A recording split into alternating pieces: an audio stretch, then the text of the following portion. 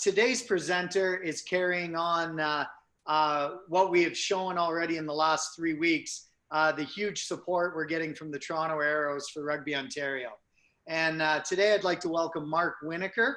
A lot of us already, we've known Mark for years as a player in Rugby Ontario and a coach with the senior men at the Irish and McCormick Cup champions.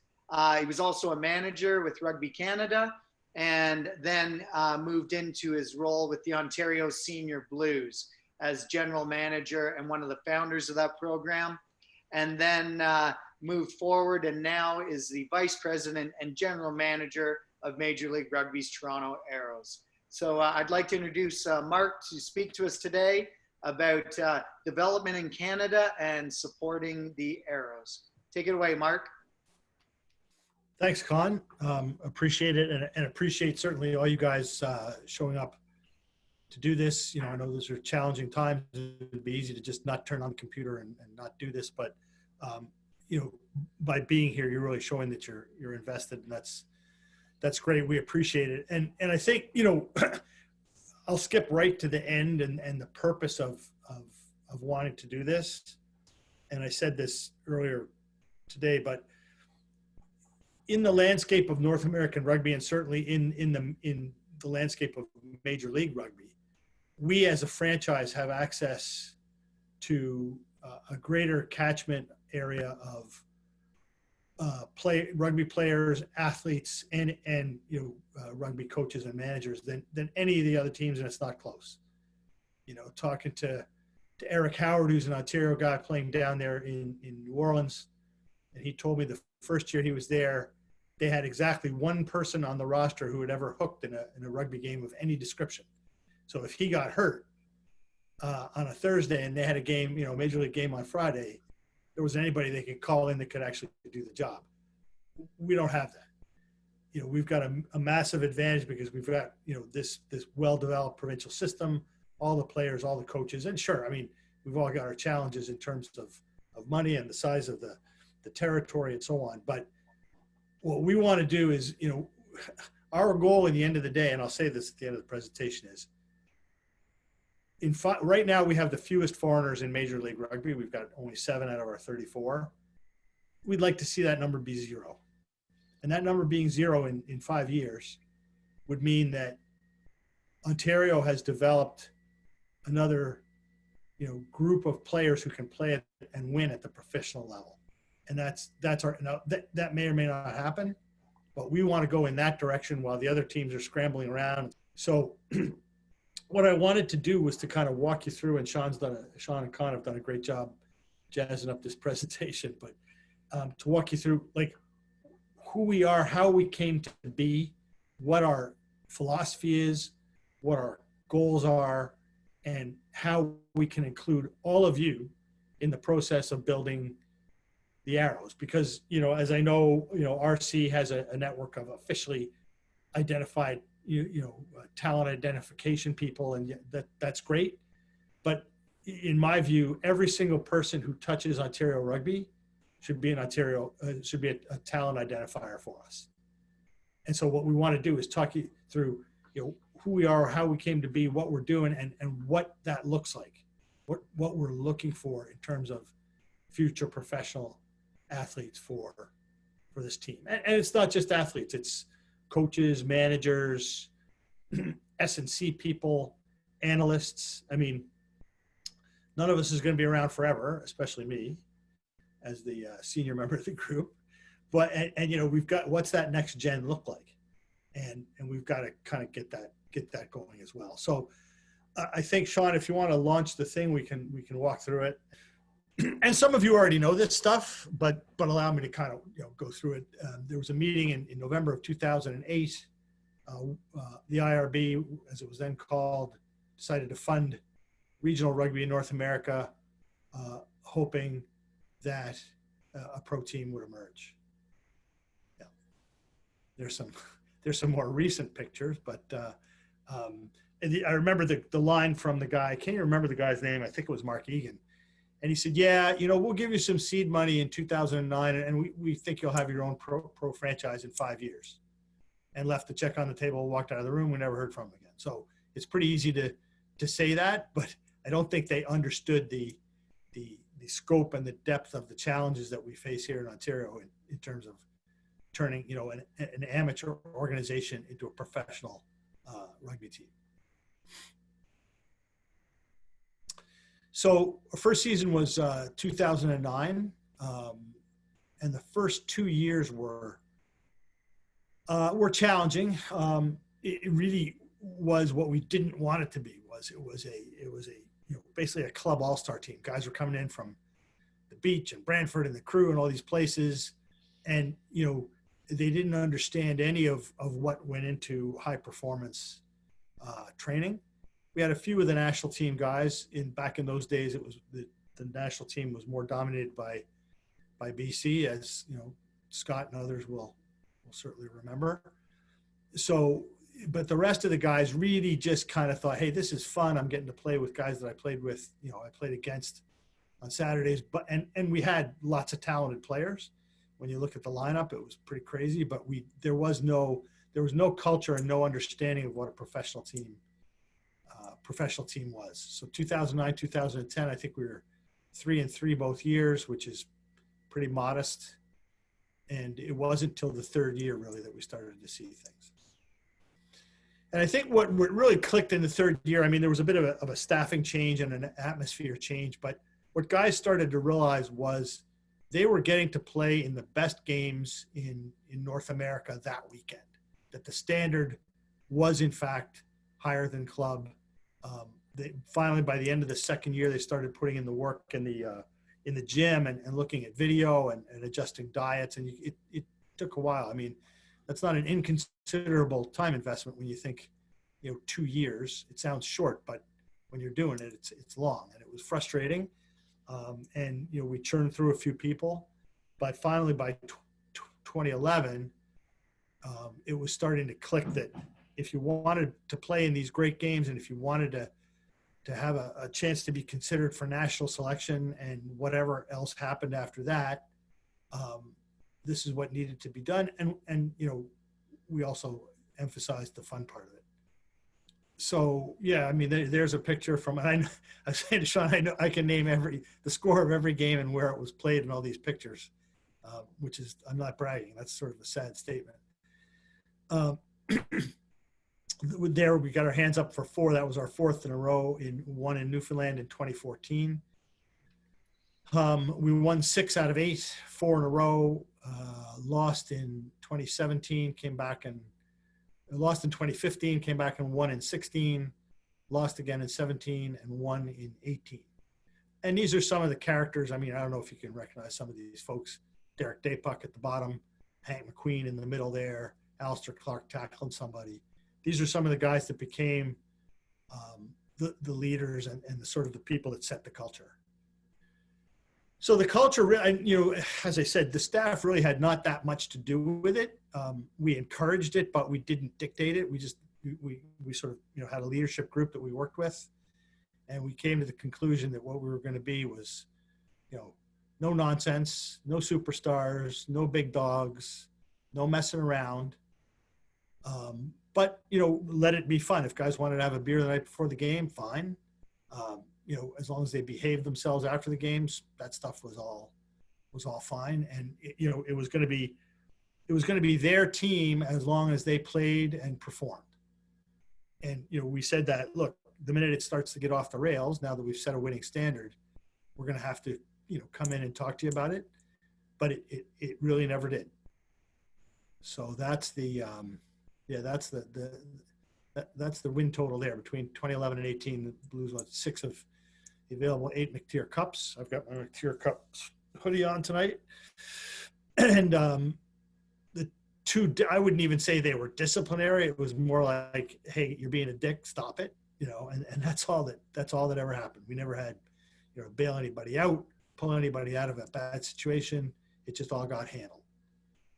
The one, let's see, the top left, that's in Newfoundland that same day that we had the outside picture. The one in the top right with the red and gold stripes, that's the game in. And then down below, that was at the last championship in 2018, one in Calgary.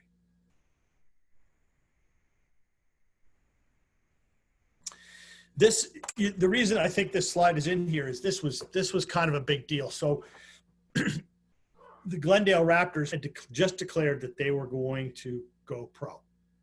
They were going to be the first professional team to join Major League Rugby. They declared, their intentions. They paid their deposit. They were looking for games. Their GM is a guy I know. Called me and said, "Hey, we'll come up and get a run." I don't think they ever anticipated not winning the game.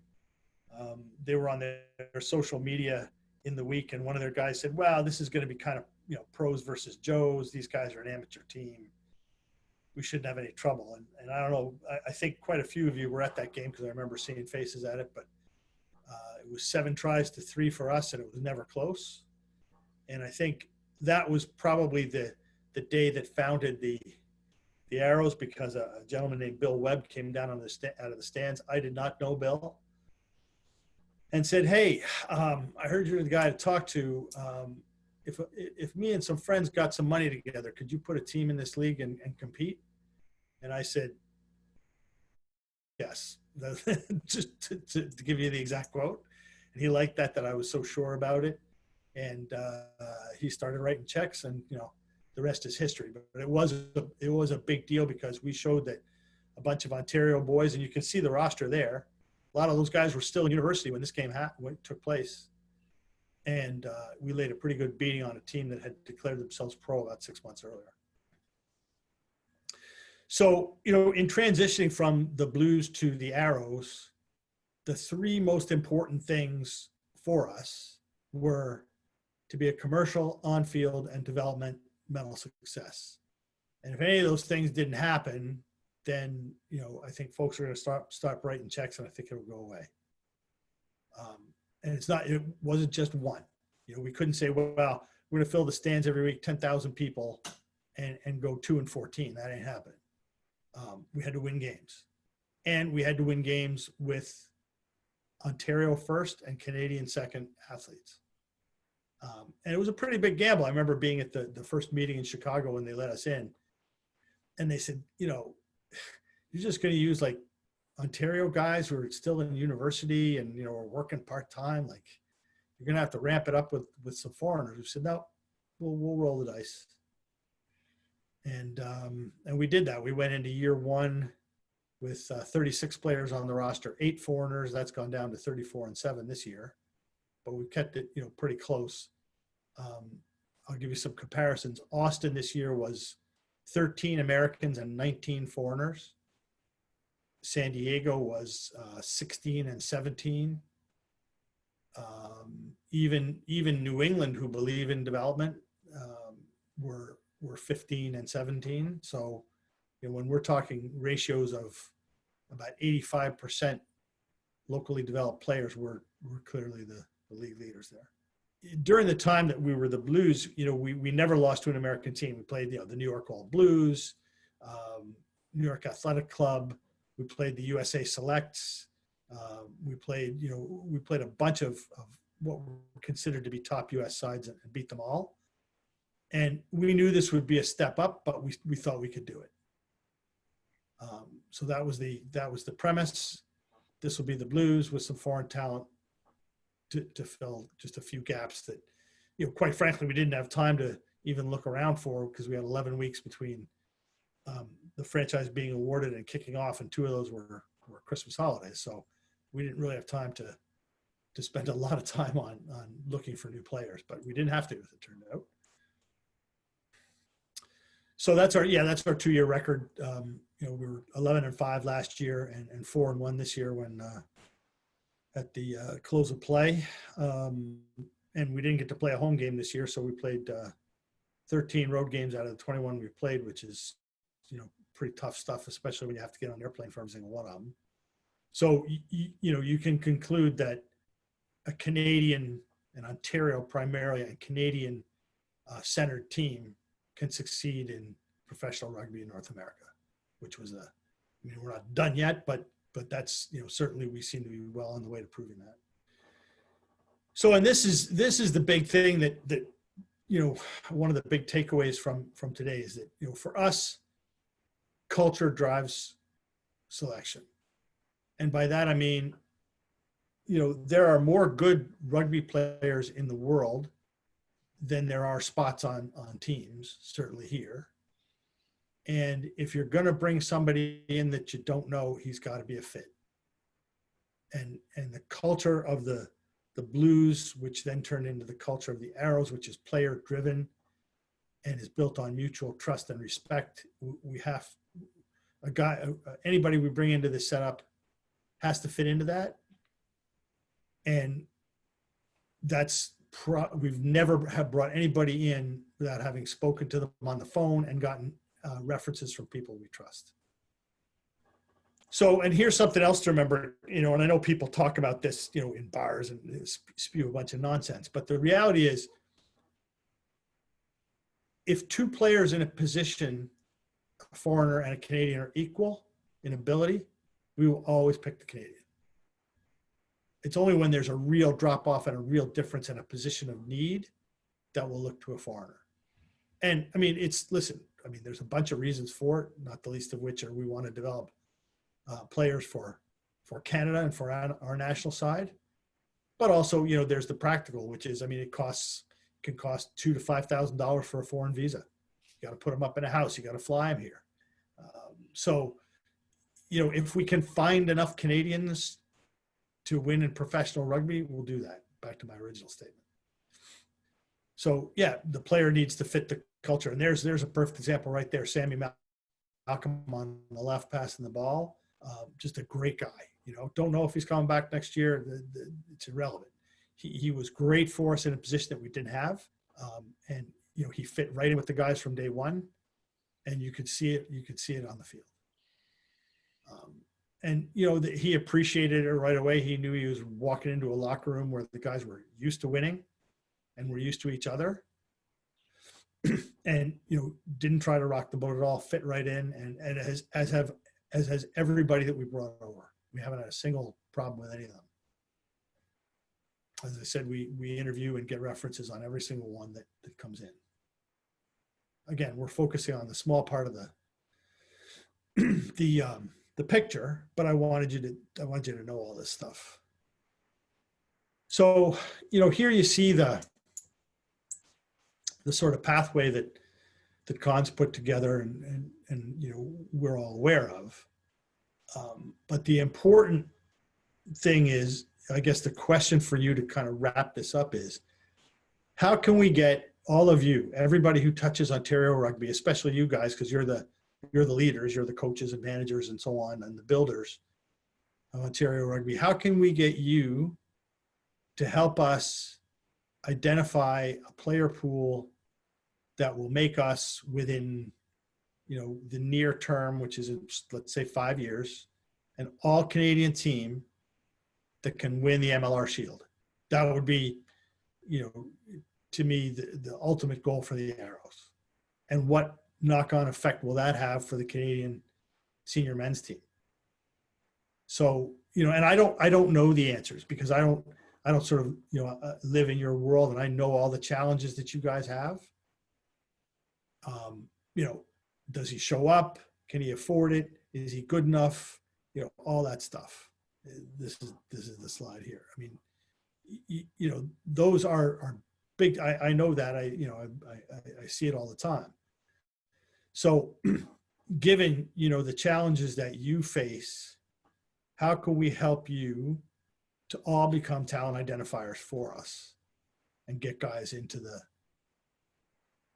Arrows, who would then ostensibly go on to the national program? I mean, that's no guarantee, but that's the idea, right? And this is what I'm saying. I mean, what we have to use you guys. We don't have the budget yet to have a fully professional scouting system like the NHL teams do or the NFL teams do. So you guys, for the foreseeable, this community are the ones that are going to help us find these guys. I think, I've talked about 1 and 2 on this page, but on 3, and we'll help you with this piece certainly, is how do we identify them properly? Not just rugby measurables, everything. I mean, is he a good guy? Will he do this? Does he fit in with the team? Does he have Does he have challenges outside of, outside of the pitch? Does he play, are all parts of his game strong, or does he have places that need to be upskilled? All that stuff. And, we will, with your help, develop a bit of a report template that will tick those boxes, but we wanted to come to you first and find out, what you think those boxes are, so that, we don't just say, hey, fill this sheet out, that we're going to fill it out together. And I would, like I say, I would love to have a guy identified on the Ontario, I'm making this up, but on the Ontario U17 team, and then have him come back into our office in 3 years and sign a contract for MLR. That would be, and not just once, dozens of times. That's the goal. So I guess, that's kind of it. I'm pretty sure that everybody agrees that having a fully Canadian professional winning team is a mutual goal. If you don't, then let me know. We can talk about it. But I think that's the goal. So now, I wanted to spend some good time just, talking to you guys, and I'll make some notes here about how can we do that? How can we enable this? What you provide us, that's more than anything, is a professional environment. And if we're totally aligned with you guys and our athletes see that, we'll probably start to get a higher caliber athlete engaging with Rugby Ontario, because they see that pathway directly to professional rugby.